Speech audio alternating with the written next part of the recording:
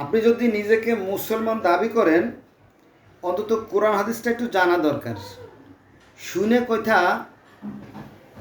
কথা শুনে মুসলমান হওয়াটা ঠিক না। আসুন কোরআন থেকে বলি। কোরআন এটা হচ্ছে সূরা আনকাবুত, সূরা আনকাবুত আয়াত নম্বর 2। এখানে বলা হয়েছে যে মানুষ কি মনে করে যে আমরা বিশ্বাস করি একথা বললে ওদের পরীক্ষা না করেই ছেড়ে দেওয়া হবে।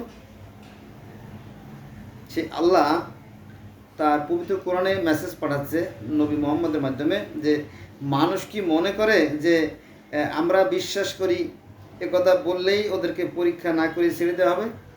না, কখনোই না।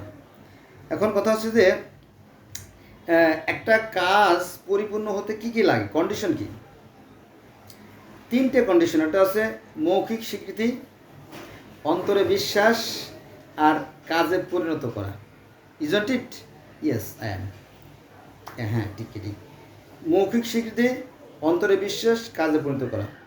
মনে করেন একটা দোকান, মালিকের সাথে কথা হলো আমি এই দোকানটা নিতে চাই, এটা হলো মৌখিক স্বীকৃতি। মৌখিক স্বীকৃতি। আর একটা লাগে, জানেন,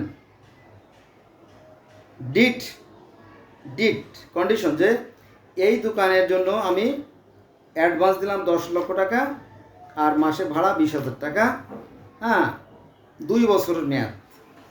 ঠিক আছে? তখন মালিক কী করে, একটা ডিট তৈরি করে একটা কপি নিজের কাছে রাখে, আর একটা কপি কি যিনি ভাড়াটে তাকে দেয়। ঠিক আছে?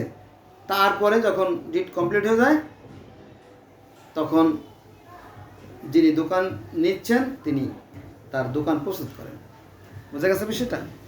তো same too, there is no difference.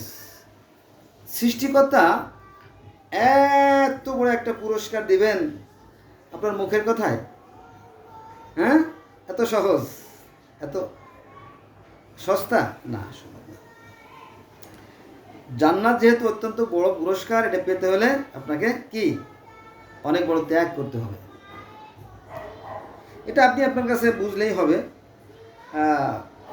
অনেক ধোঁকাবাজ আছে, মনে করে যে কলেমা পড়লেই জান্নাতে চলে যাবে, নামাজ পড়লেই জান্নাতে চলে যাবে, হজ করলেই জান্নাতে চলে যাবে। না, এগুলো সব ধোঁকা। এগুলো হ্যাঁ করেন আপনি, তাতে আপত্তি নাই, তবে সৎ কাজ করতে হবে। কারণ জান্নাতে যাওয়ার কন্ডিশন 2টা, একটা হচ্ছে সৃষ্টিকর্তা বিশ্বাস আর সৎ কাজ। এটা আপনি কোরআনের অসংখ্য আয়াতে পেয়ে যাবেন। তো আমি একটা আয়াতের কথা বলি, সেটা হচ্ছে সূরা আল বাকারা আয়াত নম্বর 62। ঠিক আছে? আজকে এই পর্যন্ত রইল। সবাই ভালো থাকবেন।